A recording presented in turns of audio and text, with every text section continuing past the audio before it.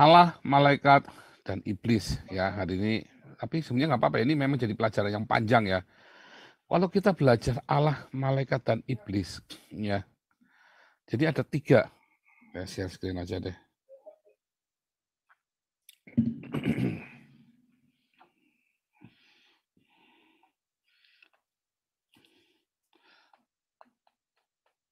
Allah, ya, malaikat, dan iblis, ya. Nah, hari ini kita belajar Allah, malaikat, dan iblis, ya. Kalau Anda cerita Allah, malaikat, dan iblis, Anda tidak boleh berpikir 3 dimensi, 3D ya, 3 dimensi. Apakah 3 dimensi? Ya sekarang dimensi waktu, ruang, ya, dimensi waktu, ruang, dan apa? Jarak ya. Kita jangan berpikir seperti itu lagi, ya. Tetapi kita berpikir non 3 dimensi. Kalau Anda berpikirnya 3 dimensi, Anda nggak akan ketemu. Nanti Anda berpikirnya klinik-klinik dan tahayul-tuyul, ya. Anda akan berpikirnya tahayul-tahayul kalau Anda berpikirnya 3 dimensi. Makanya orang-orang beragama itu adalah orang-orang yang menyebalkan, ya. Kalau Anda sudah belajar ya, orang-orang beragama itu orang-orang yang tidak masuk akal. Orang-orang yang blunder, ya. Orang-orang yang blunder. Mau agama Islam, Kristen, dan sebagainya macam. Itu orang-orang yang blunder, ya. Nah, makanya Anda kalau belajar Allah, malaikat, dan iblis itu jangan berpikir 3 dimensi. Kalau orang-orang yang beragama nanti bilang, oh saya melihat Allah, saya melihat malaikat, saya melihat iblis, dan sebagainya macam, ya.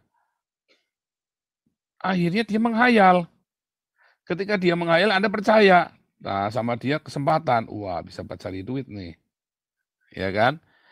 Cari. Wah, cari duit udah penglihatan-penglihatannya itu ya. Semua harus melihat surga, neraka, apa segala buat meden-medenin. Intinya supaya Anda setoran sama dia. Gitu. Ya. Tapi kalau Anda nanti belajar sama saya, nanti Anda nggak akan blunder. Ya, nggak akan blunder. Anda akan lihat, ya, akan melihat ternyata kebenaran itu kekal. Kalau Anda melihatnya 3 dimensi, Anda akan mentok. Anda tidak bisa membuktikan. Anda cuma pokoknya percaya saja, percaya yang blunder. Ya, percaya yang blunder. Akhirnya percaya yang blunder itu pokoknya kulake jarene hasilnya pokoknya senggol bacok. Ya, kulakan jare, kulakan tahu nggak kulakan? Itu bahasa Jerman kuno. Kulakan jare hasil pokoknya. Ya, kulakan jarene hasilnya pokoknya. Ya, kulakan jarene hasilnya pokoknya. Wis pokoknya ngotot iso ya. Pokoknya ya serangken dong ya pokoknya ya repot pokoknya. Kulakan jare hasil pokoknya. Enggak Islam, enggak Kristen, sama saja. Ya, enggak Islam, cuman Kristen lebih mending. Ya, karena Kristen itu enggak senggol bacok. Kalau Islam itu senggol bacok, repot makanya. Ya, makanya orang-orang bule ini, orang-orang Eropa ini kalau udah cerita Islam itu males. Mereka udah males nggak mau cerita. Jangan cerita Islam lah. Salah ngomong tadi bacok. Bukan karena mereka, tapi mereka enak gitu ya. Jijik gitu loh. Enak. Senggol bacok soalnya orang Islam ini. Salah ngomong, senggol bacok. Nah, ini mereka lebih suka ngomong sama orang Kristen. Nah, itu katanya, pokoknya angel wis angel. Nah, itu tadi, kulakan jarene hasilnya pokoknya. Ya, angel wis angel. So. Ya, itu ya, kulakan jarene hasilnya pokoknya. Lalu mereka mulai berilusi tentang Allah, membuat Allahnya masing-masing, baik dalam Allah yang virtual maupun Allah yang dalam real. Ya, Allah real, dalam real, patung-patung, gitu kan. ya kan, binatang, pohon, nah itu mereka wujudkan ya, atau dalam virtual mereka, angan-angan mereka, ya. Allah itu tidak berwujud, ya kan, tidak bisa dilihat, tidak pernah didengar suaranya, tidak pernah coba ya, tidak berwujud, tidak pernah didengar, ya, tidak pernah dilihat, tidak bisa dirasakan. Artinya apa? Tidak ada. Itu orang Islam, artinya Allah itu memang nggak ada, ya. Nah, kita mulai dulu ya dari Allah. Allah, ya, dalam rupa real, ya, mereka rupakan real, dalam rupa patung, ya, ya patung-patung, batu, benda, binatang, pohon, mereka berusaha mewujudkan Allah itu, ya.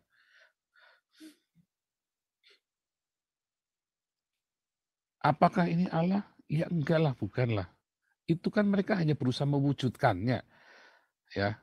Mereka mewujudkannya karena mereka butuh media untuk membantu mendekatkan Allah yang transenden menjadi imanen. Makanya butuh media. Media itu bisa patung, batu, benda, binatang. Kalau orang Kristen kita ya dengan kalung salib, dengan minyak suci, minyak urapan, dengan batu-batu dari Yerusalem. Wah, ini kayu dari Yerusalem bekas salibnya Yesus dan sebagainya macam. Mereka melakukannya dengan itu. Ya, ini bukan ngarang ya. Anda bener nggak? Kan bener memang begitu kan? Kok ngarang? Orang Hindu, orang Buddha, orang Islam, kenapa sih kudu nyembah batu vagina itu?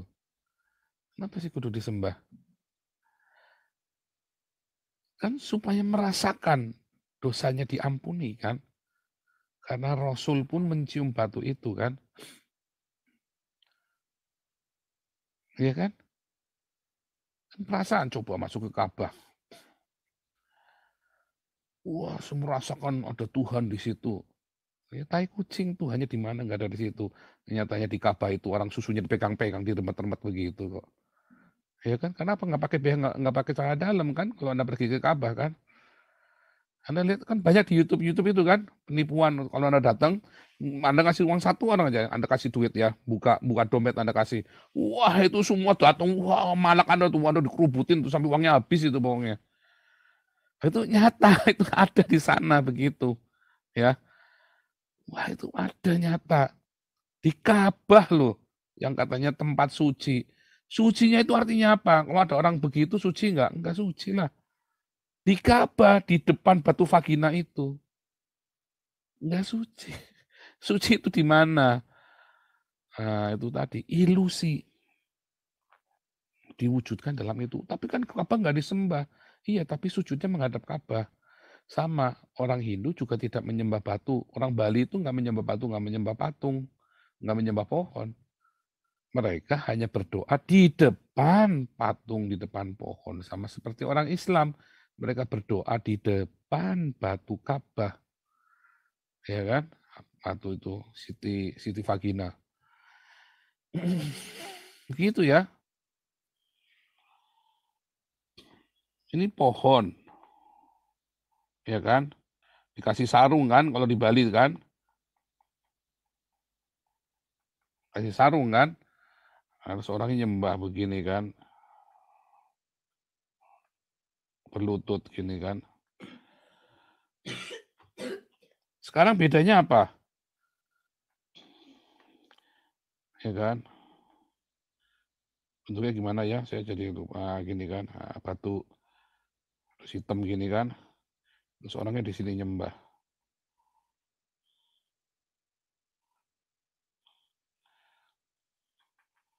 Ini Siti Vagina. Ini pohon. Apa bedanya orang Hindu Bali sujud menyembah di depan pohon dengan orang Islam sujud, ya, menyembah dan mencium Siti Vagina ini. Bedanya apa? Ya kan?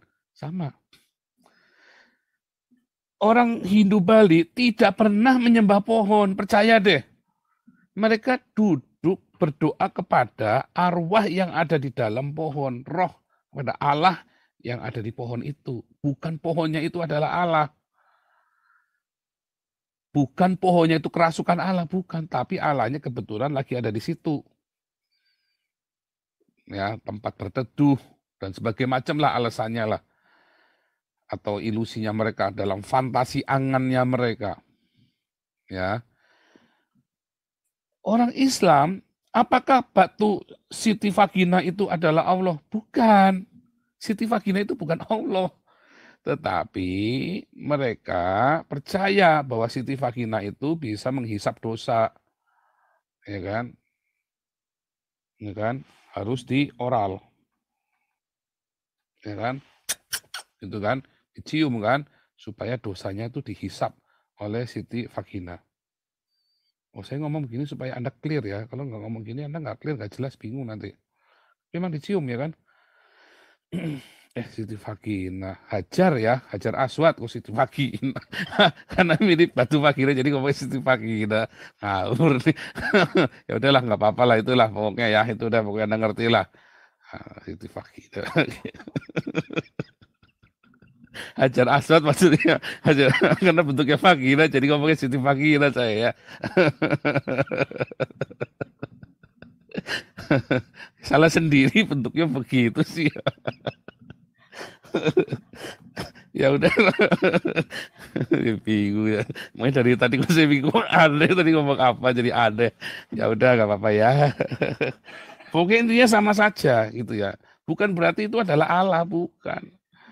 Nah, itu yang dimaksud merealisasikan dalam sebuah media. Orang Katolik, orang Kristen pakai rosario atau pakai salib terus dicium. Apakah Yesus itu Yesus? Bukan, itu benda. Tetapi ketika mereka mencium itu, mereka sedang berusaha membayangkan bahwa mereka mencintai Tuhan. Mereka mengasihi Tuhan.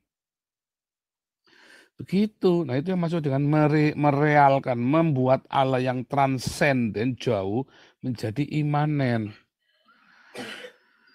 Ya. Karena apa? Karena orang-orang ini maupun yang tambah satu lagi lah biar jangan nanti biar adil ya. Nah, ini salibnya nih, terus ini orangnya juga sama, sujud menyembah. Kan sama saja kan? Sama saja. Mereka melihat Allah ini begitu transenden yang jauh banget supaya jadi imanen. Orang kalau ilmunya sudah tinggi, nggak butuh pohon, nggak butuh Siti Vagina, nggak butuh kayu salib. Nggak butuh semua benda-benda itu. Karena ilmunya sudah tinggi, gitu ya. Ilmunya udah tinggi, dia nggak perlu membuat Allah yang transenden itu menjadi imanen dengan medium-medium ini. Para nabi misalnya, kecuali Nabi Muhammad, ilmunya masih rendah. Karena dia masih butuh mencium Siti Vagina itu tadi.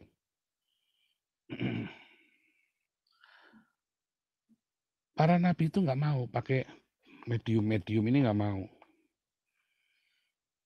Lalu mengapa kiblatnya ke Yerusalem? Di Yerusalem sudah nggak ada bait suci loh. Sampai hari ini orang Yahudi berdoa kiblatnya ke Yerusalem. Ya, bukan kepada bangunannya, tetapi pada waktu dari zaman Bait Allah itu diberdirikan, ya zamannya Salomo, dan kemah suci ada di zaman Daud, dan di zaman Musa ada kemah suci juga. Di situ ada hadirat Tuhan. Tuhan itu benar-benar hadir di dalam bait itu, menunjukkan kuasanya di situ. Makanya mereka sujudnya ke situ. Ya, di dalam ngelihatnya kayak apa bentuknya? Ya mereka ngelihatnya dalam bentuk awan, kemuliaan, sekinah, glory itu tadi. Makanya orang Yahudi punya kiblatnya begitu dan itu diwariskan. Tapi orang Islam, apakah Allahnya pernah ada di dalam kubus tempat nempelnya, tempat ditempelnya itu tadi kan, Siti Vagina itu, enggak, Allahnya nggak pernah ada di situ. Yang pernah ada di situ, kalau memang mau mengklaim ya berarti Hubal. Nah, nanti kita cerita lagi tentang Hubal. Gitu ya. Jadi itulah yang terjadi. Bukan kata saya.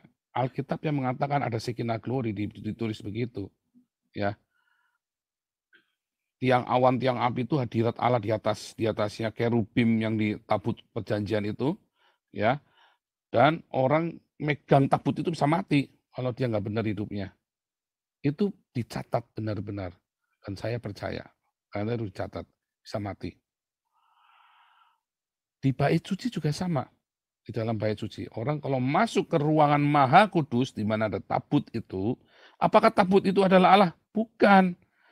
Tapi tabut itu adalah lambang kehadiran Allah, karena memang dari zaman Musa sampai dengan zaman Daud, sampai dengan zaman Salomo, Tuhan turunnya di atas tabut perjanjian itu.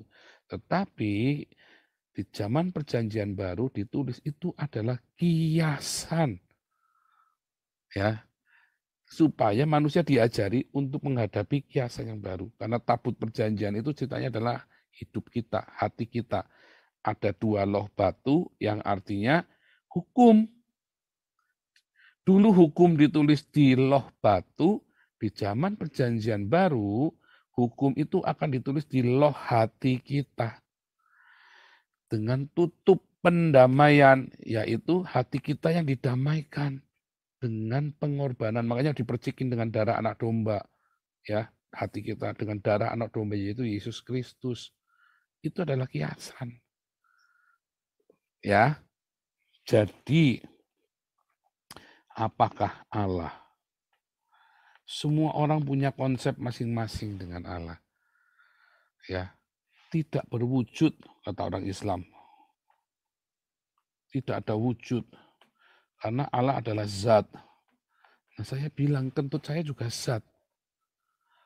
Ya, tidak ada wujud, tapi tidak ada wujud, tidak bisa dilihat, tidak dirasakan, tidak didengar. Ya kan? Tidak ada wujud, tidak dirasakan, tidak ada yang pernah melihat. Tidak ada yang pernah melihat. Ya, artinya apa? Kalau nggak ada yang pernah melihat, zat yang tidak pernah ada wujudnya, tidak pernah dia, tidak pernah didengar, tidak pernah dilihat. Apa? Tidak ada. Artinya nggak ada. Nabinya aja nggak pernah ngelihat. Berarti nggak ada. Itu cuman ilusi saja. Ini kan berarti ada, tetapi tidak ada, tidak ada, tidak ada, tidak ada, tidak ada. Artinya ada tapi tak ada. Ada tapi tidak ada. Ada tapi tidak ada. Artinya apa? Ilusi. Ada tapi tidak ada. Itu udah ilusi. Ya kan? Ada di angan kita. Berarti Allah itu ada di angannya dia. Terus dia ciptakan aturan-aturannya, suara-suaranya, dan segala macam. Nah, itulah ilusi. Dan sebagian besar agama-agama di dunia, itulah yang terjadi. Ada tapi tidak ada. Bagaimana dengan kekristenan? Allah tidak ada wujud. Oh, siapa bilang?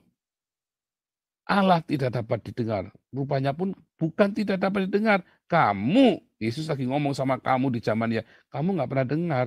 Musa dengar. Orang Israel zamannya Musa dengar. Kamu nggak pernah dengar. Karena udah nggak ada suara kenabian sejak Maleaki. Ya kan? Yohanes ngasih suara kenabian.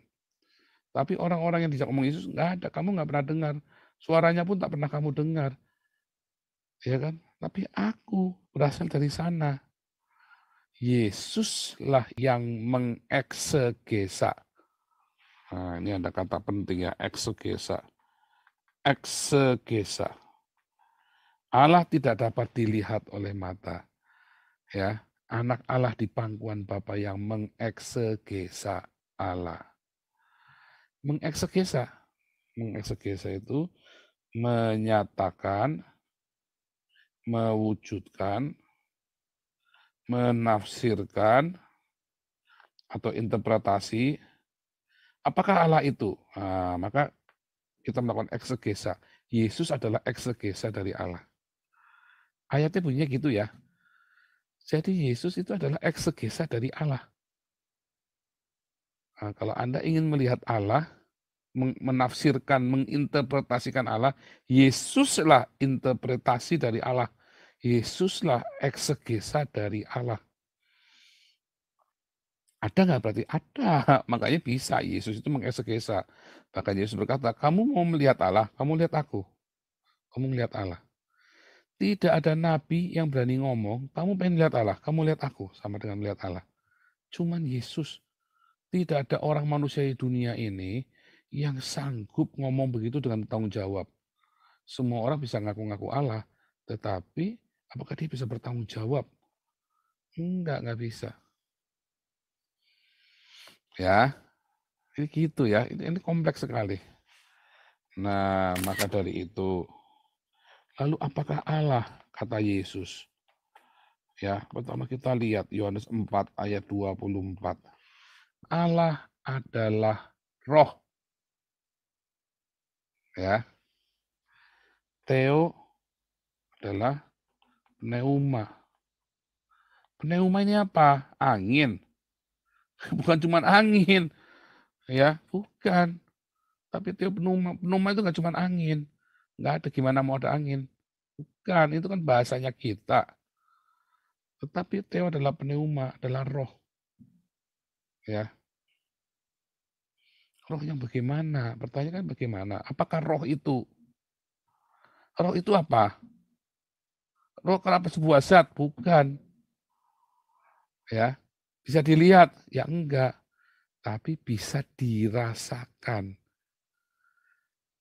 Nah, kalau Allah Islam nggak bisa dirasakan. Bagaimana ada yang pernah merasakan Allah Islam?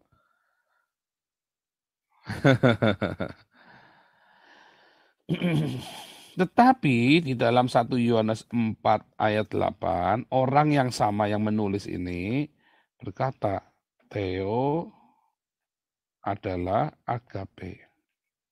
Jadi, kita sekarang mengerti. Nah, agape itulah yang pneuma yang berupa agape.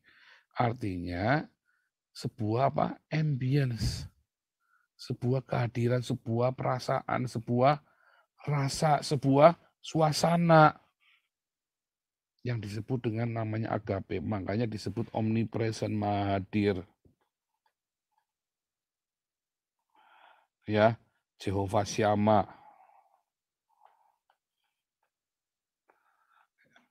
Jehovah Syama maha hadir. Ya, Allah adalah kasih. Yesuslah yang menyatakan kasih itu. Apakah kasih itu? Semua orang punya definisi sendiri. Homo bilang, ya saya sering cerita, guru saya dulu, guru kami ya bahasa Belanda, anaknya homo.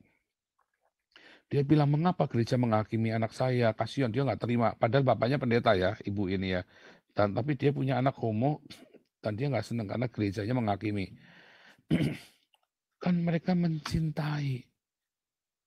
Nah itu saya bilang terus terang sama si ibu-ibu, itu bukan cinta, itu nafsu.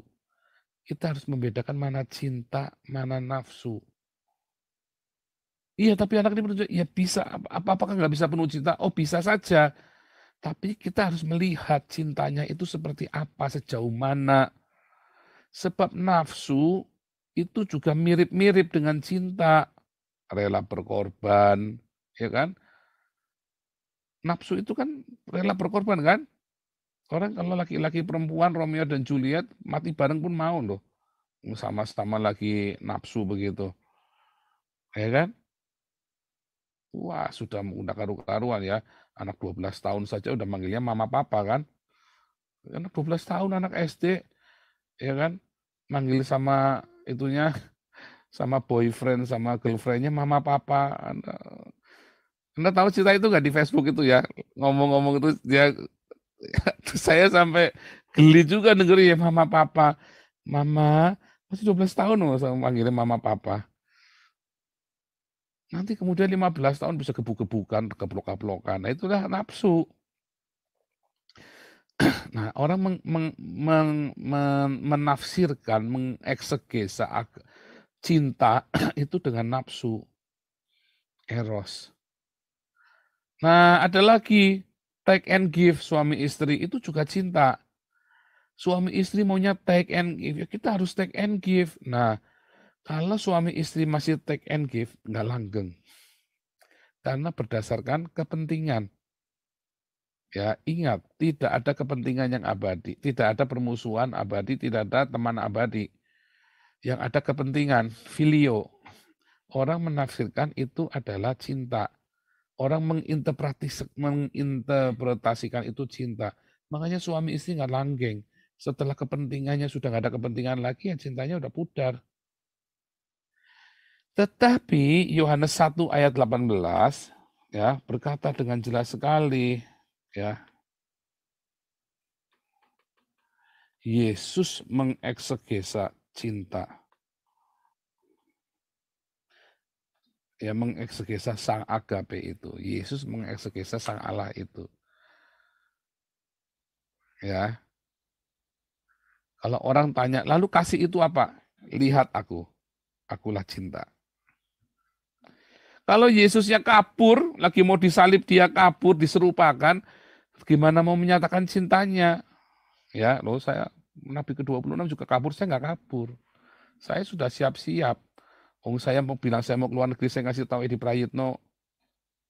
Tanya sama Edi Prayitno. Saya mau berangkat, saya ngasih tahu. Ya kan, sama Melhaim Ali. Mereka kan mau debat sama saya bulan Oktober, diundur jadi November, diundur jadi Desember. Lalu bilang Januari, oh Januari saya sudah berangkat ke Eropa. Saya sudah ngomong sama mereka Januari saya sudah berangkat ke Eropa. Bukan kabur. Sudah kasih tahu saya sama mereka. Ya, kenapa saya ke Eropa? Karena saya mempersiapkan. Saya ini seperti Joseph, mempersiapkan ngasih makan orang-orang di Indonesia kan. Uangnya Joseph bukan.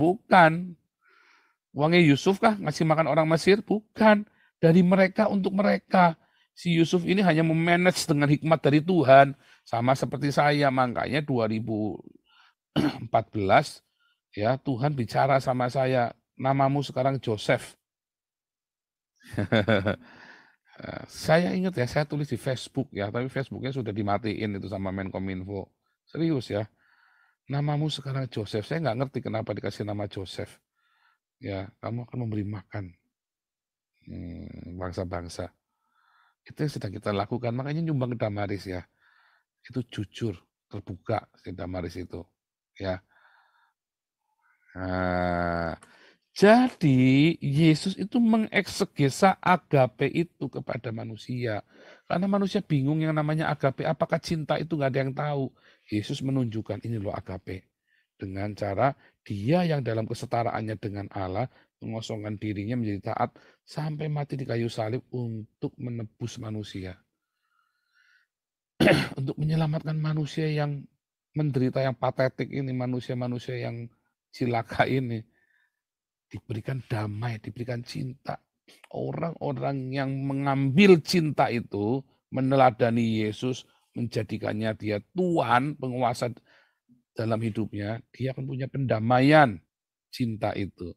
Nah, itulah Allah ya dalam Alkitab. Jadi jangan berpikir Allah itu suatu sosok yang antah berantah. Nggak usah. Anda pikirkan tentang cinta. Di mana suami mau ngampuni istrinya. Ya, istri mau ngampuni suaminya. Anak beranak mau saling mengampuni. Musuhan, saudara kakak beradik, teman semua bisa mengampuni. Disitulah ada cinta. Disitulah Allah berada. Tapi ada pendeta-pendeta yang ngaku-ngaku katanya hebat percaya Allah, ngampuni istrinya nggak bisa. Ya, malah ngampuni adiknya, kakaknya, malah tembak-tembakan, malah ada karu-karuan. Itu bohong dia punya cinta. Bohong, dia percaya kepada Allah. Dia nggak percaya. Ya, dia bohong tentang Allah. Pendeta yang masih pakai jam tangan 15 miliar, katanya dikritik lagi saya. Kemarin ngomong 4 miliar, katanya salah 15 miliar. Sekarang saya ngomong 15 miliar, katanya disalah lagi. Ya pokoknya pendeta yang masih pakai jam tangan miliaran, yang masih pakai mobil miliaran, ya masih tega. Sementara jemaatnya miskin, nggak bisa bayar sekolah, ya makan nggak bisa. Bohong kalau dia percaya kepada Allah. Karena Allah itu adalah agape. Kalau dia percaya, dia pasti agape juga. Kalau dia nggak agape, dia nggak percaya, dia bohong pendeta itu. Ya, termasuk Yusuf Mansur. Bohong, ya, bohong. Nah, pendeta-pendeta hedonisme itu bohong. Ya, anggap ya. Nah,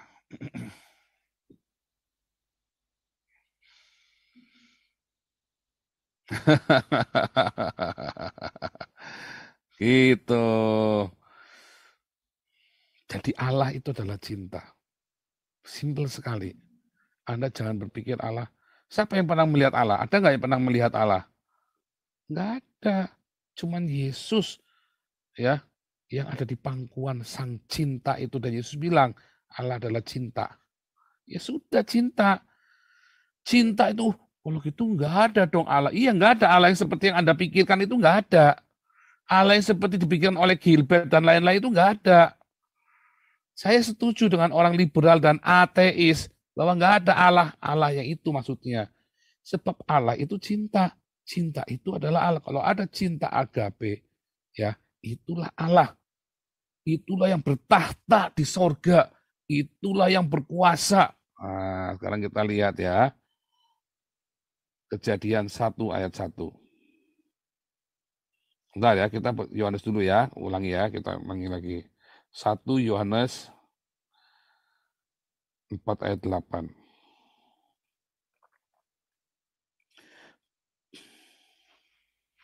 Barang siapa tidak mengasihi, barang siapa tidak ada agape, maka tidak mengenal Allah, sebab Allah adalah agape. Itu ya, jadi kalau ada pendeta hedonisme, dia tidak mengenal Allah, bohong. Jangan percaya omongannya dia, itu cuma ngibul doang. Ada yang bilang saya memperkaya diri dengan YouTube, enggak ya. Saya penghasilan dari YouTube itu antara 500 sampai 700 euro, maksimum 10 juta rupiah. Ya, pernah sekali saya dapat 12 juta dari YouTube, pernah sekali ya. Sekali aja itu. Rata-rata saya dapat 5 sampai, ini saya bukan mencerita, kalau saya dapat 5 juta dari YouTube, dapat 7 juta, berarti kalau 5 sampai itu berarti ya, sorry, 8 juta ya rata-rata ya per bulan. Per bulan saya dari YouTube dapat 8 juta rupiah. Ya, dari 8 juta rupiah itu, ya, yang 4 juta itu sudah pergi, nggak di tangan saya. Ya, itu sudah menjadi bagian komitmen diakonia. Ini bukan kita pamer, enggak, saya lagi cerita sama Anda ya. Jadi saya tidak hidup dari itu. Kalau yang ikut kelas evangelis dan apologetik, Anda tahu, saya punya 200 murid ya. Saya punya 200 murid, bukan murid saya ya, tapi ada 200 member peserta di kelas evangelis, apologetik, dan apostolik. Ya, seminggu saya ngajar 200 orang satu minggu. Ya, jadi setiap buka baru ada 30 kira-kira. 30 sampai 40. Dikali 500.000 rupiah. Itu hidup saya dari situ. Ya, cukup nggak? Ya kalau cuma itu saja nggak cukup. Karena saya tidak hidup dari tunjangan pemerintah. Saya bayar pajak ya, saya pembayar pajak di sini. Jadi saya tidak hidup dari tunjangan pemerintah. Nah, hidup saya dari situ. Kalau ada donasi-donasi yang lain, puji Tuhan, saya punya berlebihan. Jadi ada kelebihan, ya. Karena hidup di Eropa kan mahal sekali. Ya, sewa rumah saya sebulan 650 euro, sekitar 10 juta sebulan sewa rumah saya. Makanya saya bingung kalau kemarin si KC anaknya bilang sewanya nggak cukup 20 juta. Saya bilang setahun 20 juta kalau di Ciamis paling. Sebulan 10 juta. Saya di Belanda, Sewa rumahnya 10 juta 3 kamar. Tempatnya enak sekali. Ya, sewa rumahnya 10 juta. Lah mau sewa berapa banyak coba? Kan kelewatan. Saya di Belanda loh, sewanya 10 juta sebulan. Kalau ada, ya Anda pikir sendirilah, silakanlah. Makanya jangan suruh saya ngemis buat KC lagi ya, sudah lebih dari cukup. Masih ada yang ngomong tentang donasi buat KC ya. Ngawur. Jadi saya dari situ, bukan dari YouTube. Nggak cukup kok dari YouTube 500 euro sebulan. Dari 500 euro ya sebulan, yang 380 euro itu dari join member. Pengajaran-pengajaran yang saya rekam, saya bikin join member. Itu berarti saya total dari viewer-viewer ini, kalian semua viewer yang nge-like semua itu, saya cuma dapat 120 euro rata-rata. Ya, rata-rata saya dapat 120 euro. Alias cuma dapat 1.600.000 rupiah. Maksimum 2 juta dari kliknya Anda ya, dari per klik itu ya. Saya cuma dapat 2 juta rupiah. Sebagian besar 80% itu dari ini pengajaran-pengajaran yang saya kasih di videonya itu. Ya, itu supaya Anda jelas. Nah, kita balik lagi ke materi. Jadi, ketika Anda membaca 1 Yohanes 4 ayat 8, Allah adalah kasih. Kalau ada orang hidupnya dalam hedonisme, dia tidak mengenal Allah. Kasih akan Allah nggak ada dalam hidupnya, berarti dia tidak mengenal Allah, sekalipun pendeta.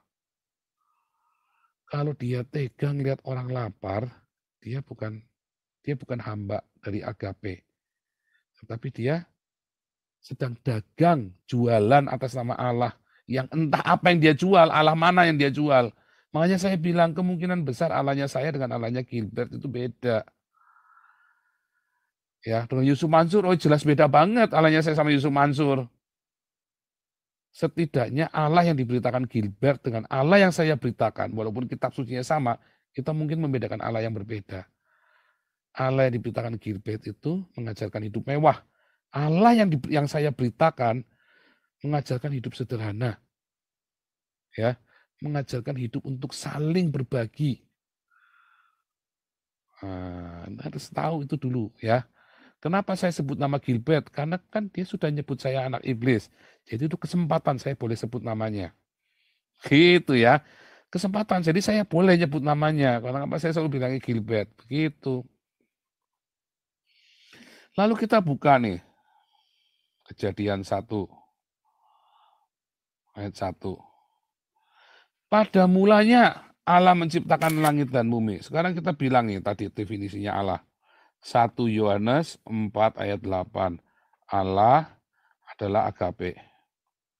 Pada mulanya agape menciptakan langit dan bumi. Jadi Anda jangan menyepelekan kata agape atau cinta. Oh kalau itu Allah cuma cinta saja dong, nggak ada dong. Hei, cinta itulah yang menciptakan langit dan bumi. The power of love, kekuasaan dari cinta, kedahsyatan cinta itulah membuat langit dan bumi itu diciptakan. Jadi Anda jangan meremehkan cinta. Oh, cinta itu benda mati. Siapa bilang? Cinta itu yang memberi kehidupan pada Anda dan saya. Yang memberi nafas kepada kita. Itulah cinta. Cinta itu yang mengembuskan nafas kepada Adam. Sang cinta itu diberikan nafas cinta. Diberikan nafas cinta. Kemudian kebencian membajak cinta yang dimiliki itu. Cinta itu yang memberikan birahi kepada laki-laki dan wanita. Sehingga mereka bisa birahi satu sama lain supaya cinta itu berbuah, punya bayi, punya anak. Tapi kebencian itu mensabotase. Saya cuma main jus olah-olah bebek, mau enaknya tapi nggak mau anaknya. Cinta itu disabotase oleh kebencian, menjadi homoseksual, seks gangbang di surga. Ya, pesta seks itu loh. Nidurin pembantu, dibajak. cinta itu. Cinta itu kemudian dibajak, kalau kamu nggak mau ikut saya tak bunuh kamu, tak gorok kamu. Itu dibajak cinta itu. Dibajak, tahu nggak dibajak, di hijack. Nah, jadi jangan remehkan kekuatan cinta itu. Karena saking hebatnya cinta itu dimanipulasi dan di hijack sama orang-orang. Simpel kan? Nah, jadi Allah itu adalah cinta. Ya, simpel sekali kan? Di mana ada cinta, itulah yang dimaksud dengan Allah. Oh kok masih nyebut Allah, Allah kan Allahnya Isa, Allah kan namanya orang Islam. Bukan. Sebelum Muhammad lahir ceprot, orang Quraisy sudah menyebut Hubal itu Allah. Ya, sebelum Muhammad lahir ceprot, orang-orang Islam, orang-orang Quraisy ya, sudah menyebut Hubal yang punya alat manat Usa itu adalah Allah. Ada di Al-Qur'an, ya.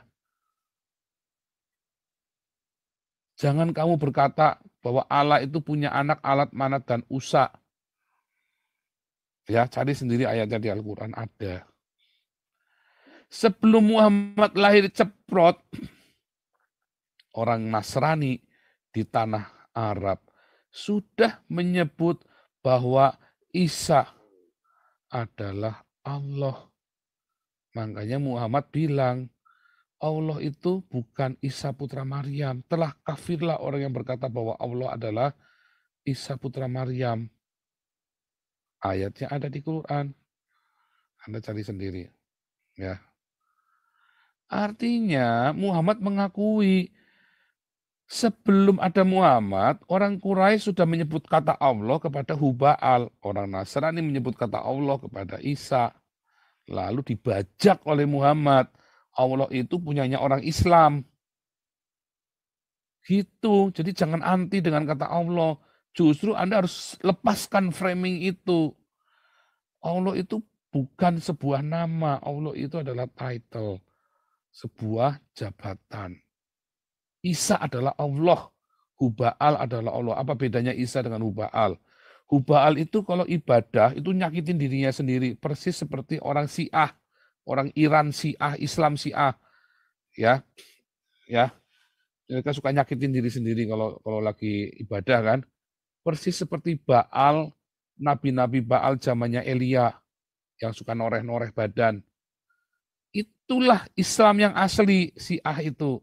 Yang dari anaknya Muhammad. Kalau yang Sunni itu dari sahabatnya Muhammad. Itu enggak asli lagi. Sudah palsu, sudah tiruan. Islam Sunni itu tiruan ya. Islam yang asli itu Islam Syiah. Ya. Jadi Anda jangan anti dengan kata Allah. Ya. Itu sejarah membuktikan seperti itu dan ditulis juga di Al-Qur'an. Nah, sekarang Anda sudah ngerti bahwa Allah itu adalah cinta. Oke. Gitu ya. Jadi Allah itu adalah cinta dan jangan meremehkan kekuatan cinta. Ya, karena di mana ada cinta, di situ ada kehidupan. Kalau ada kebencian, pengennya kan menghancurkan Damaris. Damaris ini kan kerjaannya ngasih makan orang. Kalau ada orang ingin menghancurkan Damaris, artinya orang itu penuh dengan kebencian. Orang nggak mau ngasih makan orang. Artinya orang ini adalah iblis. Yang benci dengan cinta kan iblis. Ya kan? Yang benci dengan cinta kan adalah kebencian. Kebencian itu kan si iblis itu kan. Bapa dari segala pembunuh kan. Ya. Wah, dalam Anda kudu paham, tenang, pelan-pelan. Orang yang ingin menghancurkan Damaris itu iblis, termasuk si Habib itu kan, yang kemarin kan, yang bilang mau ngelaporin Damaris ke polisi dia supaya tutup. Coba salahnya Damaris apa? Saya mau tanya, salahnya Damaris ngasih makan itu apa? Enggak ada. Kalau ada yang bisa nunjukkan salahnya Damaris dalam ngasih makan.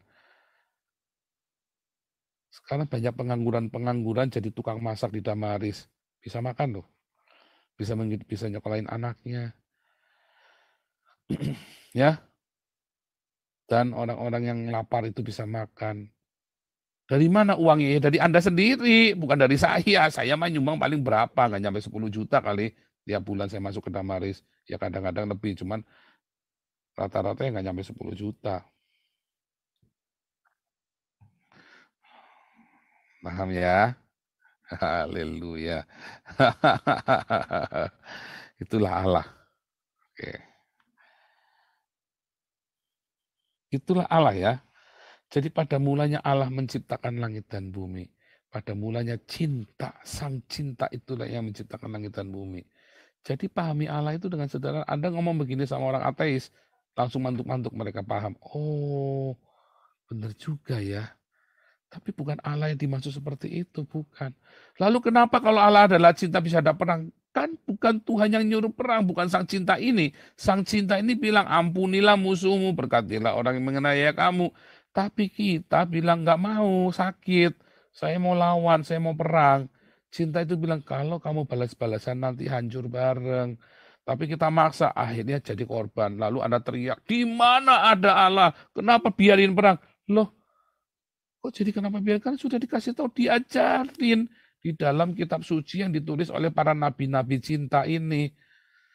Jangan perang, saling mengasihi, malah bunuh-bunuhan. Sekarang jadi berantakan kan? Apa gara-gara cinta? Enggak, karena kamu dibajak cintanya. Konsep cinta dalam kepalamu dibajak oleh kebencian. Alasannya cinta, oposisi, demi kebaikan.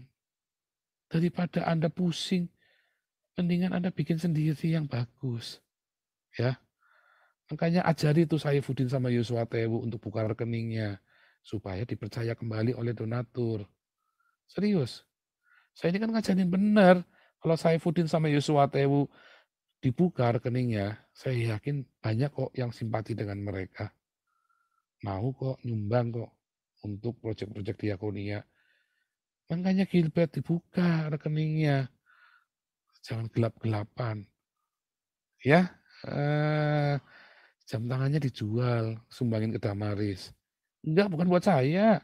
Buat kasih makan orang miskin. Gitu ya. Nah, kita lihat. Lalu kemarin ya kita cerita ya di kelas Evan ini di kelas apologetik ya. Apakah malaikat itu?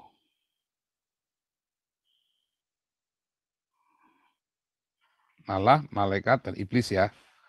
Sekarang malaikat, apakah malaikat itu? Malaikat ini kan dari bahasa Arab. Malaikat ya kan. Bahasa aslinya kan dari bahasa Ibrani, malak. Ya, malak, messenger. Malak ya, messenger. Ketika Yoab mengutus utusannya kepada Daud, disebut Yoab mengutus messenger. Ya, ya 2 Samuel 11. Ya, Yoab mengutus utusan kepada Daud, itu disebut mengutus messenger. Ya. Ya, ayat aslinya tuh. Messenger itu dikata malak. Malak. Malak bukan yang pakai sayap itu. Anda kan berpikir kalau dengan malaikat kan pakai sayap, ya kan? Karena terinspirasi dari pagan Yunani dan kedua terinspirasi dari kerubim. Beda, ada kerubim lagi, ada lain lagi.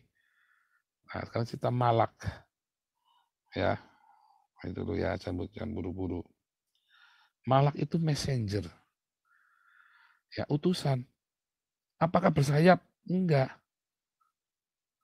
Ya, itu kan mitos-mitos, makanya kita melihat kerubim. Apakah kerubim itu bagian dari malak? Bukan. Malak ya malak, messenger. Siapapun yang diutus itu namanya messenger. Ada utusan-utusan yang diutus untuk kebaikan, utusan yang tidak baik.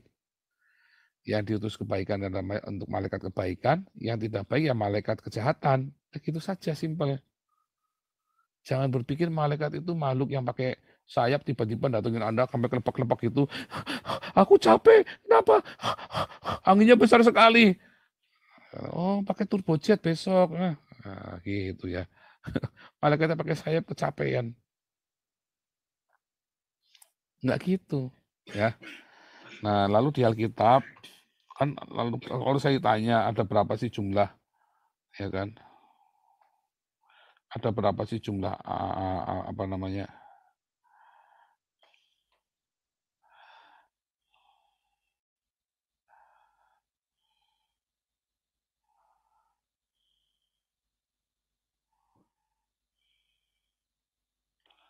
sebentar ya, ada berapa sih jumlah malaikat di dalam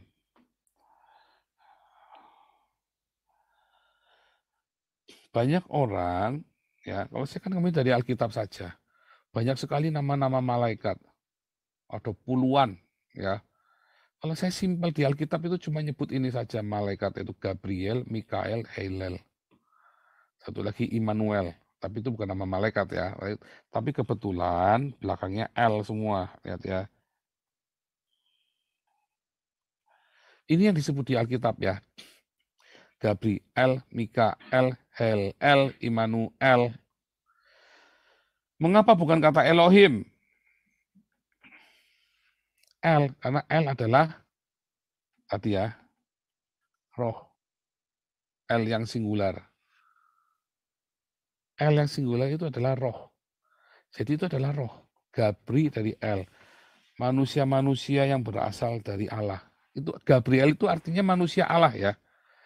Mikael, siapakah yang seperti L? Hail L, terpujilah L.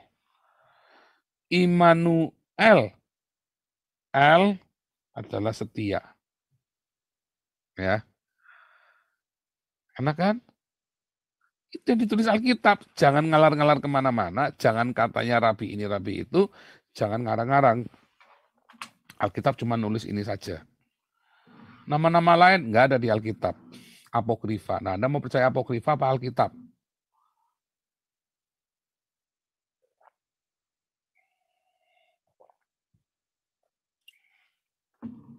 Anda mau percaya apokrifa apa Alkitab? Ya kan? Gabriel kok pembawa kabar gembira? Bukan. Gabriel itu artinya the man of God. Arti hurufiahnya memang itu. Kita yang nambah-nambahi arti sendiri. Siapa bilang Gabriel itu pembawa kabar gembira?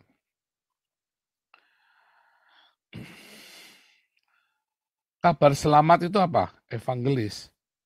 Evangelion. Orang yang membawa kabar selamat. Evangelis. Evangelis. Para pemberita evangelis itu. Kabar selamat itu Evangelion.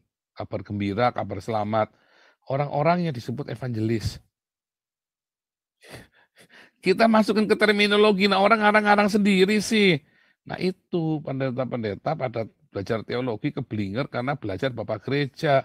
Kalau saya belajar teologi buat belajar baca teks Alkitab, saya kepengen tahu yang dipikirkan sama para rasul, sama para nabi waktu nulis itu apa sih? Gabriel itu artinya the man of God ya. Itu ayatnya ya. The man of L.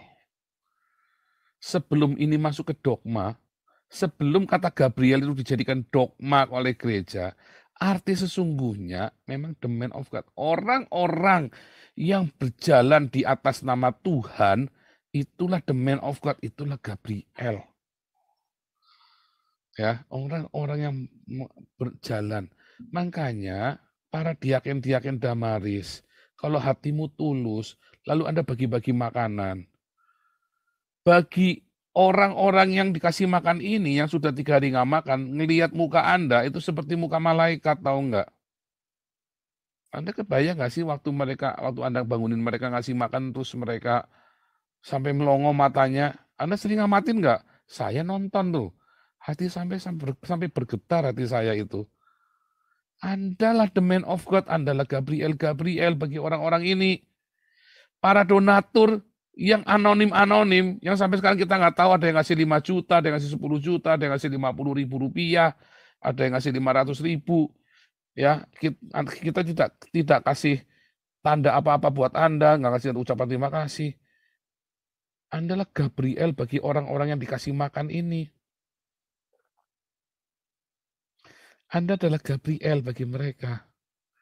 Uang-uang yang dikumpulkan itu, yang Anda sisihkan, itulah Anda Gabriel bagi mereka, the man of God. Ya, simpel kan? Gabriel, konsep Gabriel itu, kalau tetangga Anda lagi ribut, ternyata anaknya belum bayar sekolah. Terus Anda nguping dengar, terus Anda pergi ke sekolahnya, itu berapa si Udin itu bayarnya? Iya nih Pak, kurang 1 juta Pak, udah 3 tahun nggak bayar sekolah. Anda punya uang 1 juta, daripada Anda buat ke Alexis, kasihkan ke dia. Jangan kasihkan ke orang tuanya, orang tuanya malah buat pergi ke Alexis nanti.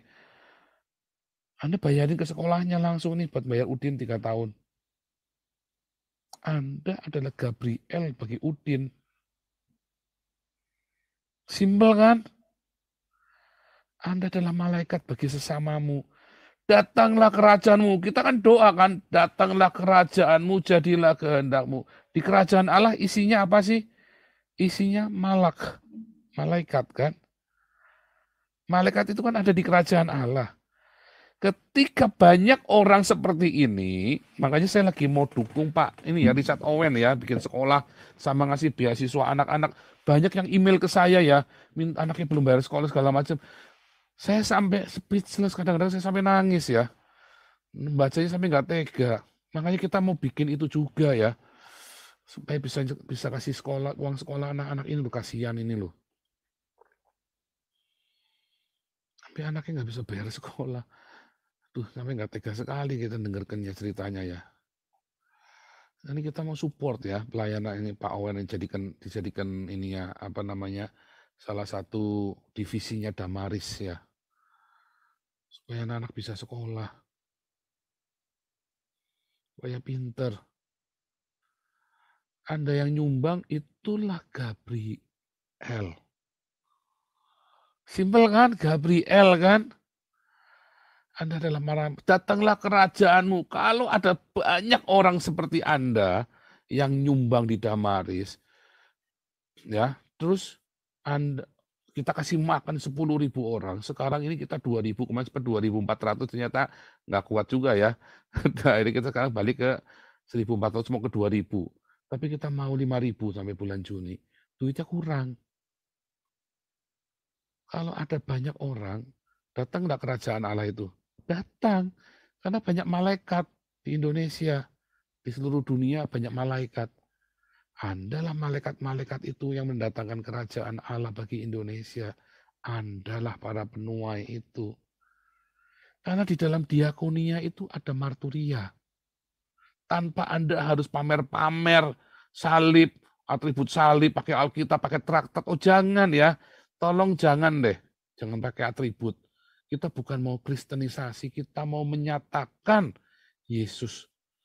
Mengeksegesa cinta itu kepada Indonesia. Datanglah kerajaanmu, jadilah kehendakmu. Apa kehendakmu? Apa kehendakmu? Supaya semua orang mengenali Yesus dan percaya. Melalui apa? Melalui kasih yang kita nyatakan dalam diakonia. Ya, kita mau bikin rumah singgah. Anda yang mau nyumbang rumah singgah, setiap kali itu nulis uang dikasih 1, 2, 3 ya. Sekarang sudah terkumpul 56 juta. Budgetnya 1 miliar. Sudah terkumpul 56 juta, 5%. Ya 5%. 2022 ini kita mau bikin. Makanya nyumbang. Ya, yang mau nyumbang Damaris untuk diakonia ya seperti biasa. Kalau yang ini pakainya belakangnya kasih 1, 2, 3, transfernya ke rekening Damaris.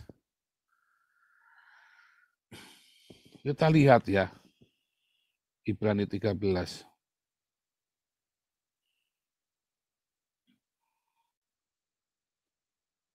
Ayat 2. Jangan lupa memberi tumpangan.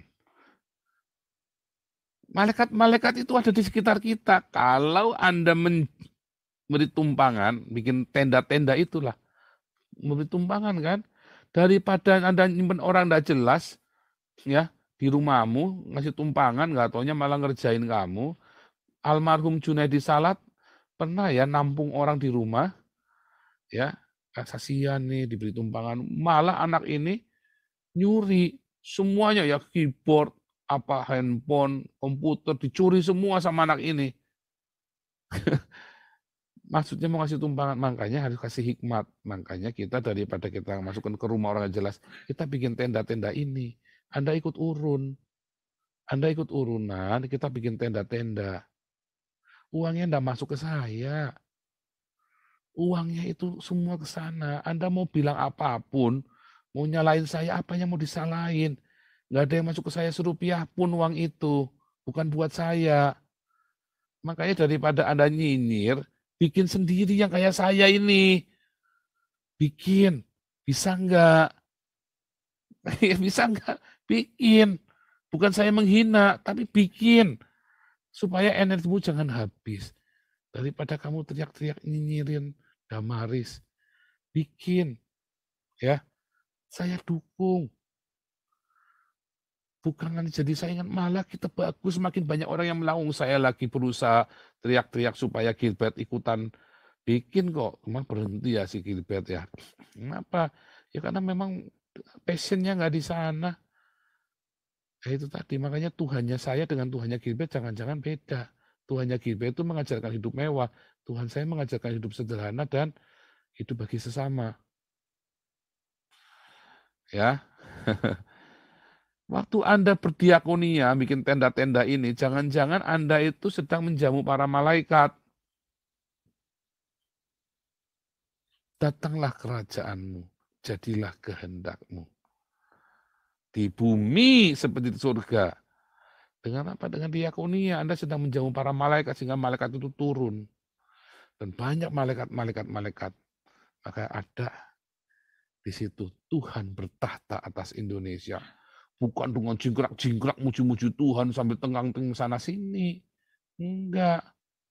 Dengan Anda berdiakonia, Anda memberi tumpangan, kasih tenda-tenda tempat pemukiman ini, Anda sedang menjamu para malaikat supaya betah di Indonesia. Simpel kan konsepnya? Itu yang diajarin di Alkitab. Kalau dalam perjanjian lama, itu adalah sebuah narasi di dalam kebebalan mereka, dalam kejahilan mereka yang belum ngerti. Ini sudah tahun 2022, zamannya artificial intelligence, ya, zamannya microchip, zamannya metaverse. Jangan Anda berpikir lagi kayak Tony Daud, klinik-klinik. Jangan kayak Tony Daud yang ngelawan Nyiroro Kidul, klinik apa. Wah, Anda masih percaya begituan? Ini zamannya metaverse tuh. Bingung saya. Anda masih percaya microchip itu antikris? Anda masih percaya? Heran saya sama Anda itu. Anda kebanyakan klinik-klinik dibohongi sama pendetamu. Pendetamu aja tidak pernah diakonia kok Anda mau percaya omongannya mereka. Ya, pendetamu aja pakai hidup mewah kok. Anda percaya omongannya mereka? Saya mah nggak percaya sama pendeta yang hidupnya. Jangan sekali-kali percaya sama orang perlente deh. Ya, jangan pernah percaya sama orang perlente. Ingat ceritanya Vincent dan pemilik Victor dan pemilik penginapan ya dulu ya. Parlente itu hati-hati karena Yesus mencintai kesederhanaan. Tapi banyak pendeta ngajari jemaatnya hidup sederhana, dia sendiri hidupnya mewah-mewah. Nah, itu hati-hati itu pendeta munafik itu, hati-hati mau itulah iblis yang siap melalap Anda. Balik. Nah, Anda kan berpikirnya begini kan, Gabriel. Suatu ketika istri saya, dia lagi setir mobil, ya. Tiba-tiba dia putar balik, mobilnya Matic ya, Honda Jazz Matic. Mogok di tengah jalan, coba bayang di tengah-tengah jalan. Jalan arteri lah gitu ya, jalan, bisnya naik, di sini naik, truknya naik. Jam 6 sore. Tiba-tiba anak saya, Miracle itu, ngomong sama mami saya, ya, in memoriam. Mimi, manggilnya kan mami kan. Mimi. Ya berdoa buat mama. Lu kenapa ya berdoa saja buat mama? Lalu si mami saya, ya nyanyi ya. Terus si Miracle muter-muter. Muter-muter gitu. Dia suka nari muter-muter ya. Terus di jam itu, Ana itu lagi nyangkut mobilnya. Bingung dia. Tiba-tiba ada orang lari-lari, ya satu laki-laki lari-lari. Kenapa Bu? Mobilnya mogok didorong. Sampai pinggir, di starter sama dia. Itu udah nyala loh. Udah nyala, nah, sama anak kan lagi coba-coba, istriku kan lihat-lihat kenapa, orangnya udah pergi. Apakah itu makhluk gaib? Bukan, itu orang yang diutus oleh El yang didoakan oleh miracle anak saya itu tadi. Simpel kan? Mungkin orang itu adalah Anda. Kita tidak ngerti. Jadilah malaikat-malaikat itu, jadilah Gabriel. Ya, the man of El bagi sesamamu. Jangan malah jadi Helel, jangan jadi iblis bagi sesamamu. Nanti kita cerita Helel. Singkat cerita ya, ini semua ya. Datangnya tuh nggak begini ya, tapi datangnya seperti orang biasa. Bukan lepak-lepak, tiba-tiba bulunya ketinggalan. Anda bayanginnya begitu sih. Datang, saya didatangi malaikat. Buktinya apa? Bulunya ketinggalan. Wah, mumet Anda. Pikirannya macam begitu. Nah, inilah. Yang merah ini mungkin ini Gabriel bagi orang-orang yang lagi dibangunin ini kan. The man of God. Anda bisa bikin story gitu ya kalau Anda pengen cepetan viral ya. Anda kumpulin bulunya angsa yang putih-putih atau apok yang panjang-panjang gitu ya. Cari bulu yang putih-putih panjang atau kan ada imitasi itu kan. Terus ada kesaksian, oh semalam aku didatangi malaikat. Oh, buktinya apa? Ini nih bulunya ketinggalan. Nah, Anda bisa bikin begitu tuh. Ya, ini bulunya ketinggalan ini. Malah lagi pas selilitan nih. Lagi pas selilitan bisa tuh kan bulunya kan. Ini bulunya malaikat ini. Bulu kundulmu peang, bulu ketekmu. Hati-hati dibully sama pendeta-pendeta. Mikael, who is like God? Siapakah Mikael? Siapakah yang seperti El? Siapa? Siapa yang seperti El? Ya, siapakah yang seperti engkau? There is none like you. Gak ada yang seperti dia. Siapakah ya? Filipi 2 ayat 5, 6, 7 mengatakan, dalam kesetaraannya dengan Allah, Yesus mengosongkan dirinya. Jadi siapa? Yesuslah yang seperti El. Mikael ini kan disebut penghulu malaikat. Penghulu malaikat, pemimpin para malaikat, panglima perang. Siapakah panglima kita? Yesus. Siapakah pemimpin kita? Yesus. Siapakah pangeran itu? Yesus. Makanya nggak heran kalau saksi Yehova menafsirkan Mikael itu adalah Yesus. Tafsir, ya boleh saja. Setuju nggak saya? Setuju. Anda setuju boleh, nggak setuju juga nggak apa-apa. Siapa yang pernah melihat Mikael? Ya Tony Daud, Pak, pernah melihatnya Tony Daud lagi. Oh, itu orang lagi berhalusinasi kok Anda percaya. Simple. Yang tertulis siapakah seperti El? Yesus. Ya udah itu saja. Gak usah kemana-mana. Siapakah penghulu malaikat? Yesus berkata, kamu kira aku nggak bisa kirim 12 pasukan malaikat Allah? Dia pemimpin para malaikat itu. Malaikat-malaikat menyembah dia. Itu Al-Quran ikut-ikutan. Iblis itu nggak mau nyembah Adam. Heran kenapa Adam disembah? Berarti Muhammad kan kalah mulia sama Adam. Seluruh ciptaan menyembah Adam. Kenapa nggak nyembah Muhammad? Berarti siapakah yang paling mulia dari semua manusia? Adam atau Muhammad? Muhammad nggak ada apa-apanya lah. Tukang ngesek doang. Adam itu isinya cuma satu. Hawa. Muhammad isinya banyak. Siapa yang lebih mulia? Ya Adam. Kalau memang Al-Quran itu benar. Karena semua itu disuruh menyembah Adam. Malaikat pun disuruh menyembah Adam. Sebenarnya Islam itu lagi ngutip dari Ibrani 6. Seluruh malaikat itu menyembah Yesus. Ya.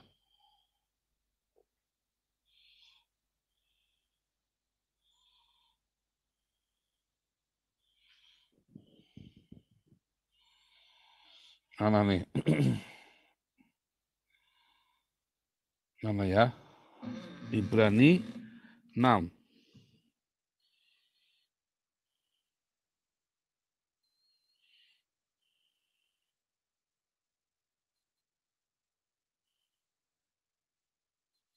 Nah, apa ya? Berani berapa ya?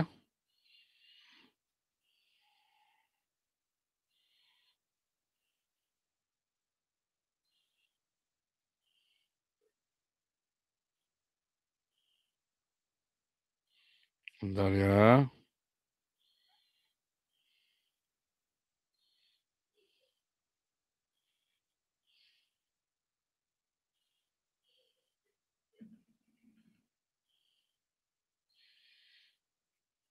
Oh, Ibrani 1 ayat 6, sorry ya. Oh, Ibrani 6, makanya nggak ketemu. Ibrani 1 ayat 6.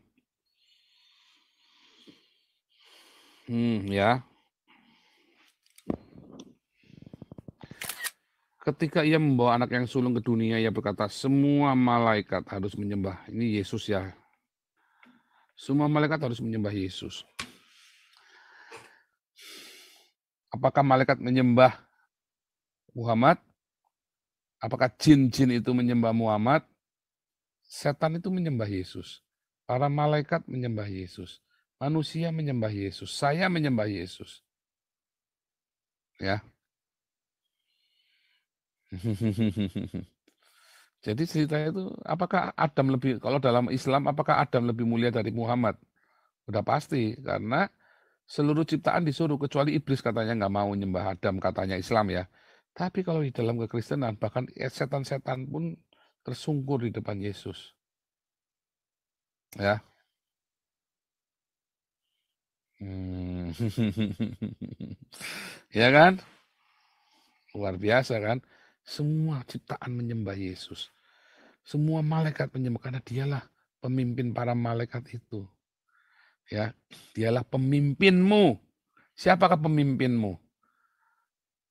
Yesus kan? Nah, di dalam Daniel 10 disebut Mikael pemimpinmu. Siapakah yang seperti El? Yesus kan? Itu ya.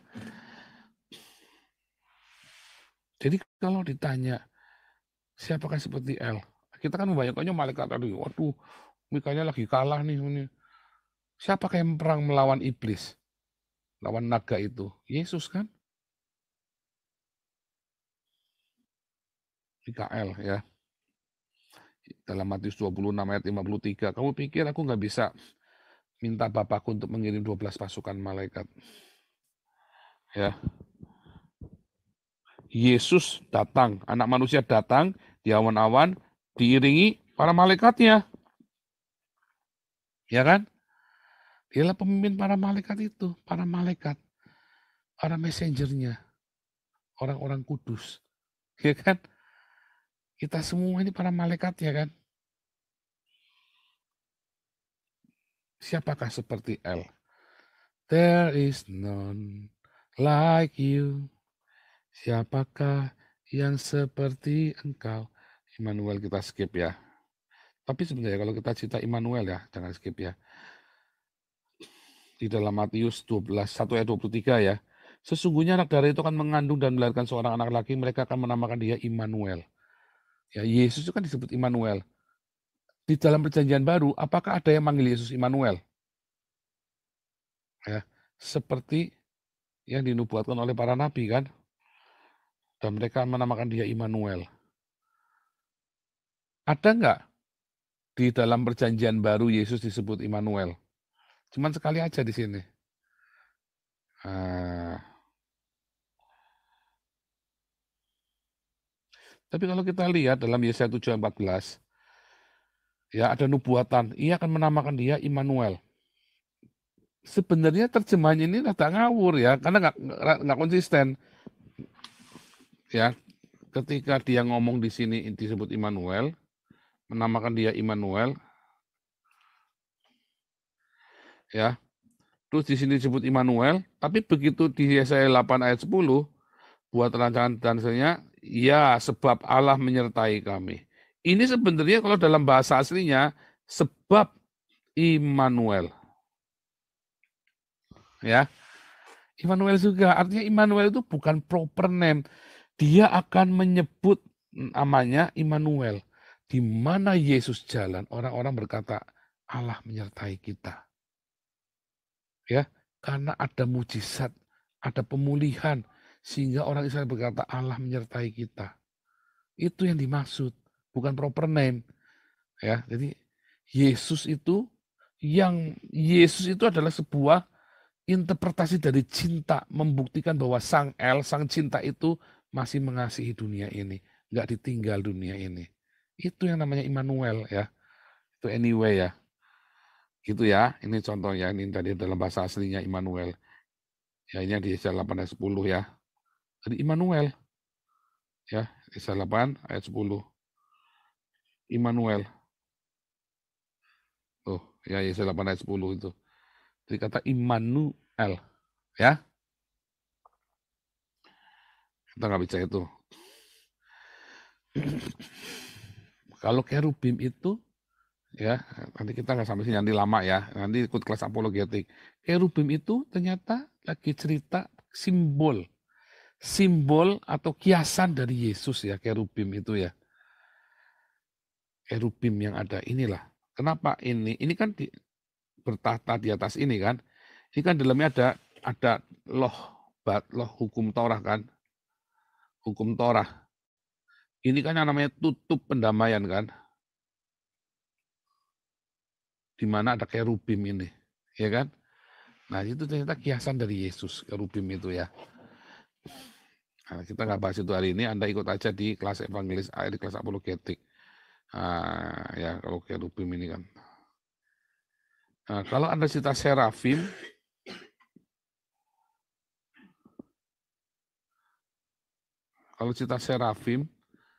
ya serafim itu ternyata adalah, kalau serafim itu kan malaikat yang sayapnya 6. Ternyata itu menceritakan Roh Kudus ya, di mana ada lidah-lidah api itu loh, Pentakosta. Serafim itu cerita Roh Kudus. Kerubim tadi simbolisasi kiasan dari Yesus. Kerubim dengan pedang yang menyala di Taman Eden yang menjaga, ya itu adalah Yesus. Akulah jalan, kebenaran dan hidup. Nggak bisa orang sampai ke pohon kehidupan itu kalau nggak melalui aku. Ya, harus melalui Yesus dengan pedang roh firman Allah. Pedang itu kalau dalam Ibrani disebut firman Allah seperti pedang.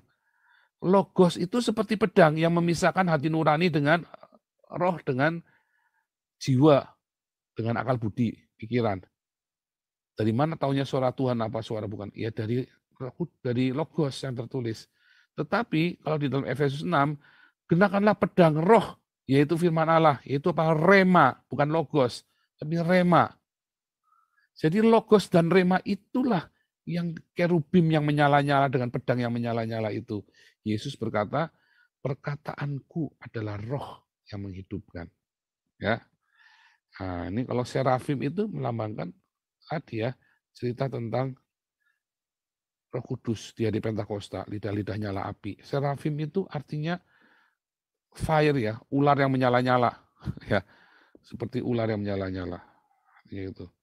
Jadi serafim itu kembali. Nah, sekarang Hail El. Iblis, tadi malaikat, sekarang iblis. Nah, iblis atau si jahat, diabolos. Nah, tapi kadang-kadang disebut, kalau setan itu si jahat. Kalau ada diabolos, itu artinya evil, kejahatan. Kalau Satan ini artinya adversary. Ya. Makanya nanti beberapa ayat Alkitab yang disebutkan ya kesusahan itu sebutnya setan. Ya. Beberapa ayat Alkitab nanti Anda cari sendiri itu. Lihat bahasa aslinya, kalau lihat kesusahan itu sebenarnya setan. Adversary ya. Itu makanya bilangnya setan. Jadi setan itu adalah adversary. Ya, setan dalam hidupmu. Nah, kalau ada ya, tapi nanti kita ceritain dulu Hel-El dulu. Siapakah Hel-El itu? Alkitab ya tidak menuliskan kata Hel-El, Alkitab terjemahan. Kebanyakan menulisnya Lucifer. Tetapi masalahnya Yesus pun disebut Lucifer loh, dalam 2 Petrus 1 ayat 19. Kata Lucifer itu pertama kali siapa yang menerjemahkan Hel-El jadi Lucifer? Kalau kita baca di dalam Yesaya 14 ayat 12, Ya, kata Lucifer itu kan, nah kita buka ya. Yesaya 14 ayat 12. Wah, engkau sudah jatuh dari langit bintang timur putra fajar. Ini salah ya, putra fajar ini kata yang salah, terjemahnya salah. Heus foros pro itu yang awal. Awalnya orang Yahudi itu bukan fajar, tapi jam 6 sore. Ya, kata Heos foros. Heos foros. Prowi dalam Septuaginta ya. Prowi ini artinya awal. Kalau Heos itu adalah dewa bulan sabit. Prowi di awal bulan atau di awal senja jam 18.00. Itulah awal. Jadi bukan Venus, tapi bulan sabit. Nah, kata Hillel, bahasa aslinya ini, bintang timur putra fajar, ini kata Hillel, sama dengan hilal. Menunggu hilal itu loh, bulan sabit, orang Islam. Hillel itu menguasai malam atau senja, Arab. Ini kan senja kan. Arab itu sama dengan senja. Ya, itulah Hillel. Tanah Arab juga sama ya, tanah Arab. Arab itu artinya senja atau padang gurun. Ya, itulah Hillel. Tapi kalau kita lihat siapa pertama kali, kenapa jadi Lucifer coba? Kenapa jadi Lucifer? Kata Lucifer pertama kali disebut di dalam Vulgata. Ya, Yesaya dalam kita lihat dari ini dulu ya, King James dulu ya. Lihat, how art thou fallen from heaven, O Lucifer. Jadi orang-orang bule itu tahu kata Lucifer itu gara-gara si terjemahan King James ini. Lucifer, Lucifer jadi latah. Lucifer, Lucifer. Oh, ini Lucifer itu setan itu. Jadi latah.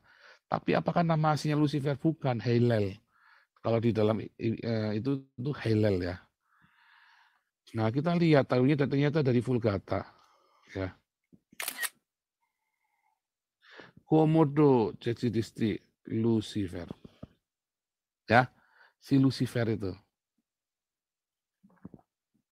Tapi masalahnya di dalam 2 Petrus 1 ayat 19 juga ya, 2 Petrus 1 ayat 19.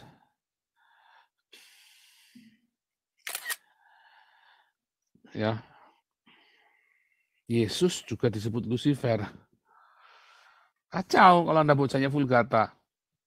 Makanya kalau si Tony Daud Mongol bilang saya panglimanya Lucifer dan sebagainya, saya bilang kamu ini nggak baca Alkitab, kamu nggak ngerti Alkitab.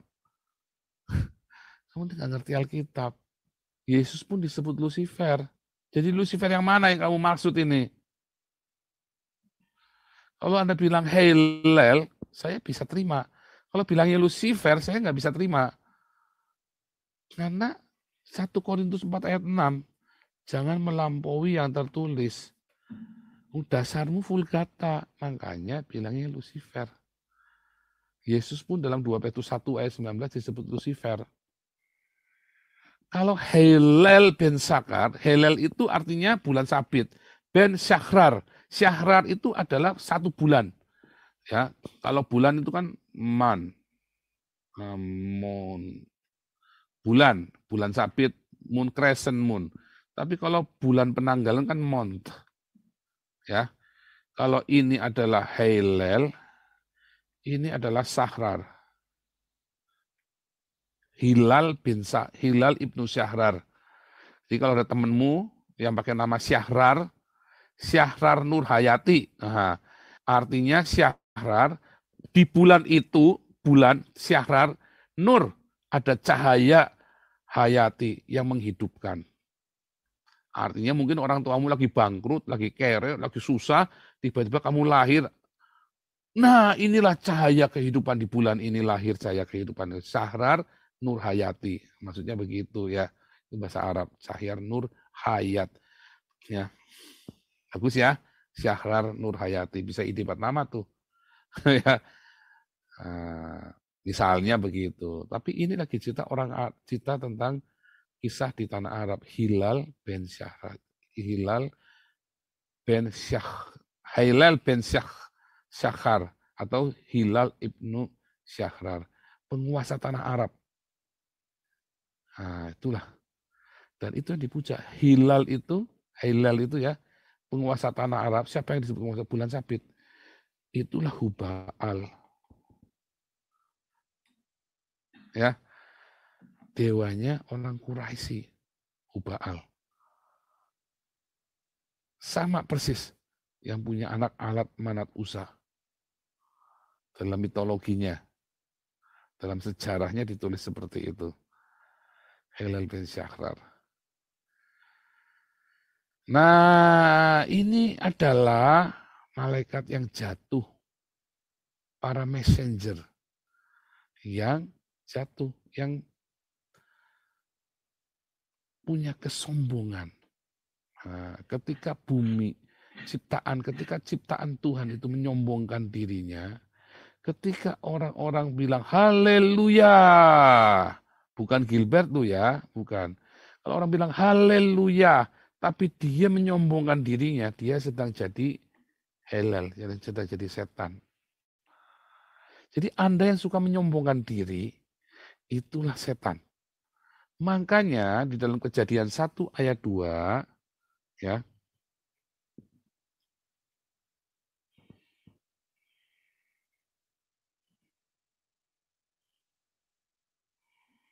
Kejadian 1 ayat 2, ya, bumi belum berbentuk dan kosong. Itu dikata hayatah, maka bumi menjadi tidak berbentuk. Tadinya itu bagus, pada mulanya cinta itu menciptakan yang rohani dan yang jasmani. Tetapi kemudian, ya, karena ada hilal tadi dibuang ke bumi, dijatuhkan ke bumi tadi kan, jadilah Hades, kegelapan. Bumi menjadi tidak berbentuk, kacau, kosong. Hayatah haaretz tohu wabohu. Tohu itu menjadi tohu wabohu. Tohu itu vanity, sombong. Bumi itu menjadi sombong. Maka di dalam kesombongan ada kegelapan. Di dalam kegelapan ada kekacauan. Itu arti hurufiahnya begitu ya. Tohu wabohu, arti hurufiah yang makna lain. Makna homonimnya ya, homonim. Kata yang sama tapi artinya beda. Tohu wabohu wakosek alpanetehum. Alpanetehum, menguasai kegelapan, ebisos, dunia orang mati. Makanya kalau Anda lihat, ya, kalau di dalam Kejadian 1 ayat 2, gelap gulita menutupi samudra raya, nanti di Wahyu 22, maka laut tidak ada lagi. Ebisos, dalam bahasa Yunani, kata samudra ini berasal dari kata ebisos. Ebisos itu sama dengan dunia orang mati, sama dengan Hades. Ebisos itu adalah bagian dari Hades yang paling kelam. Ebis. Malaikat yang paling jahat ada di sana. Makanya kalau Anda bilang, oh ada Lucifer, ada malaikat yang paling jahat. Malaikat yang jahat itu kan begitu dilepaskan, dia akan rusak itu seluruh bumi. Jadi kalau Anda sekarang ketemu Lucifer, bohong. Malaikat yang paling jahat itu nanti ya, yang disebut dengan Apollyon atau Abaddon itu baru dilepaskan di akhir zaman. Dunia rusak gara-gara ini. Kenapa begitu dia keluar? Apa yang dilakukannya? Dirusaklah bumi inilah. Rusak serusak-rusak yang mumpung bisa keluar. Nah, jadi apakah barang ini? Diabolos atau satana ini yang disebut dengan Hilal. Karena ada orang-orang yang ingin memuliakan dirinya sendiri. Itulah Hilal. Itulah diabolos. Orang-orang yang ingin memuliakan dirinya sendiri, yang ingin memanipulasi orang lain, ya, itu adalah orang-orang yang merusak. Ya, orang-orang yang egois, selfish, patetik. Wah, itu merusak ya hidupnya ya. Makanya kegelapan hidupnya gelap. Karena orang-orang ini hanya untukku dan untukku. Pendeta-pendeta yang hidupnya inginnya dalam kemewahan itu ya untukku dan untukku. Dia susah. Makanya dia berani-beraninya mengatain orang yang sedang berdiakonia itu anak iblis. Dan hati-hati ya. Anda yang sedang ingin merusak Damaris, hati-hati loh. Jangan sampai nanti Anda sedang melawan sang cinta. Ya, Anda nggak berhadapan dengan saya loh, saya nggak akan balas, saya mau bodo amat. Tapi jangan-jangan Anda sedang melawan sang cinta loh. Daripada Anda ngoceh-ngoceh nggak jelas kayak orang sakau, mendingan kamu bikin sendiri dengan gerombolanmu tadi, ya. Bikin dong, yang bagus dong. Kan donaturnya banyak, katanya kamu dipercaya. Batuk, bisa dapat duit.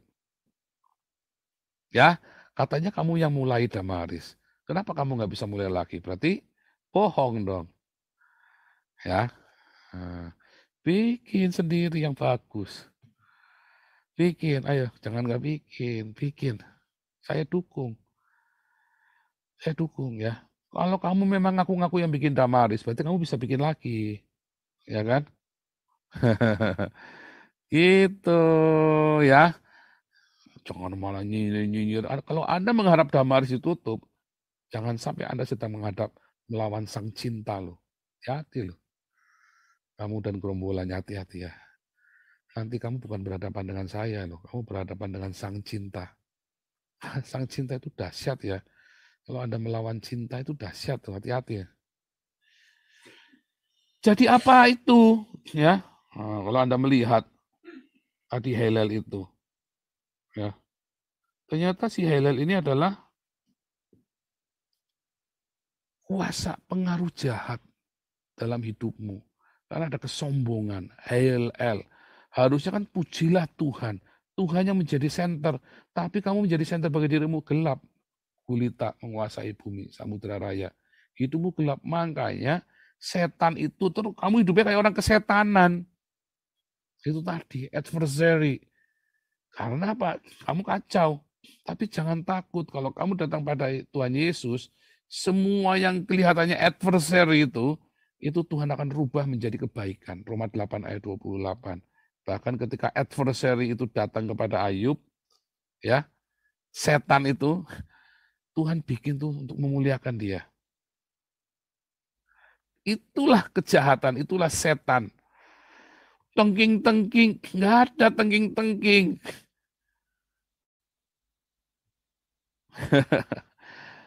Maksudnya ditengking itu Anda kudu melawan. Lawanlah iblis dengan apa tadi? Perangan kita itu bukan dengan darah dan daging, Efesus 6. Terakhir ya. Peperangan kita itu bukan melawan darah dan daging. Tetapi melawan pemerintah-pemerintah, melawan penguasa penghulu dunia yang gelap, roh jahat, satana, ya, adversary.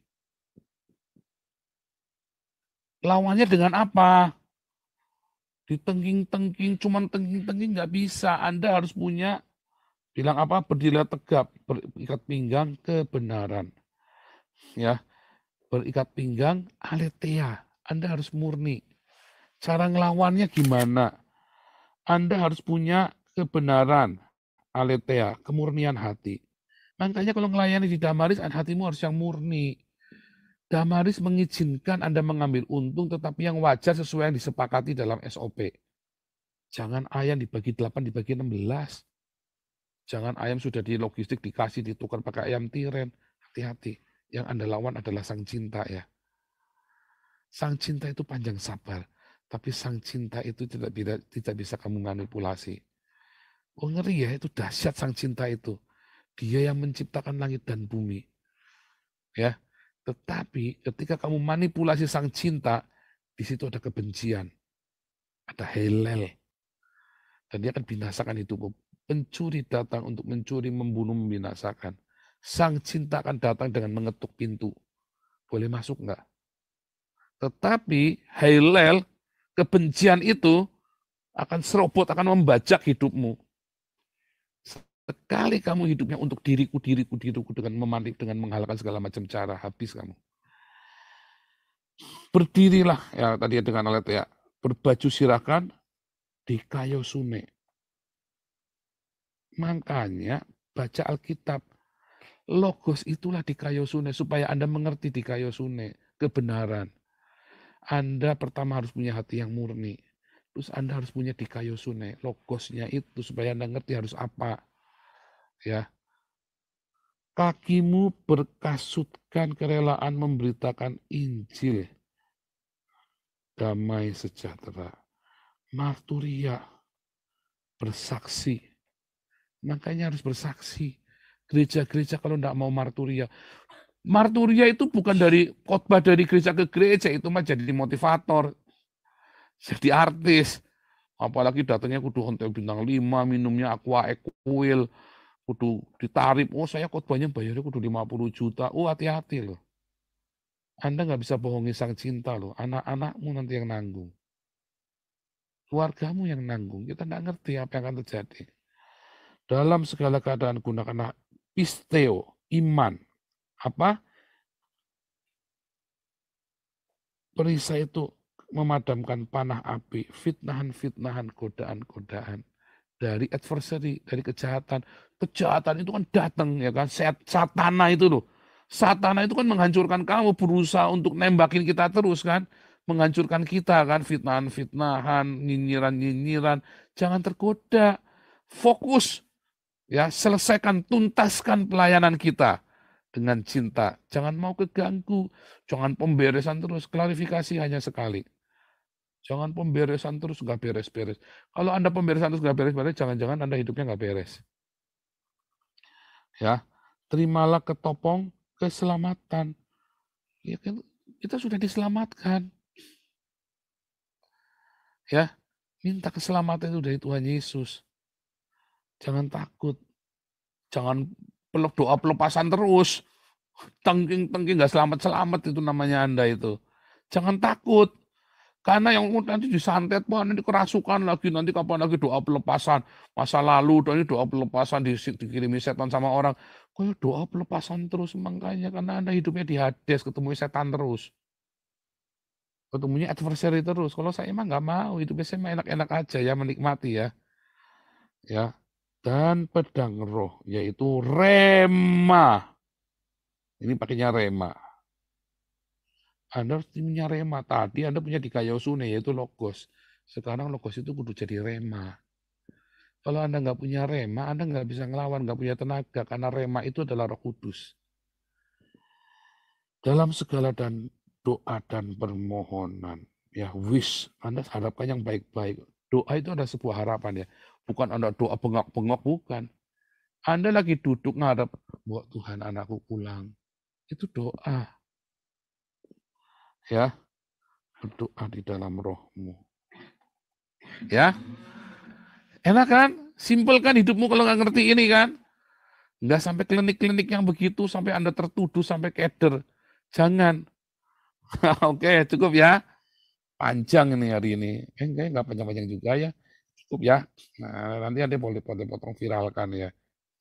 Jadi Anda sekarang harus ngerti, kalau otakmu tuh jangan 3 dimensi. Bikin, itulah sebuah kenyataan. Itulah yang diajarkan Tuhan, ada di Alkitab. Nanti hidupmu jadi simple. Loh, klinik-klinik itu nggak ada. Itu imajinasi kita. Coba lihat di perjanjian lama ada nggak orang kerasukan? Nggak ada. Teologi kerasukan itu baru di zamannya Tuhan Yesus dan para rasul. Hari ini ada namanya psikopat, ya, penyakit jiwa. Ya, dulu nggak disebut penyakit jiwa, namanya dulu adalah kerasukan. Tapi sebelum perjanjian lama nggak ada. Orang mikirnya apa? Perang, bunuh. Musuhnya setan. Kalau kamu kafir, kamu setan. Kalau kamu nggak disunat, kamu iblis. Muhammad sedang ngajarin bunuh kafir dimanapun dia berada. Muhammad sedang membawa Anda kembali ke zaman bahula. Di zaman Yesus dan para rasul bagaimana menjelaskannya coba tentang penyakit kejiwaan ini.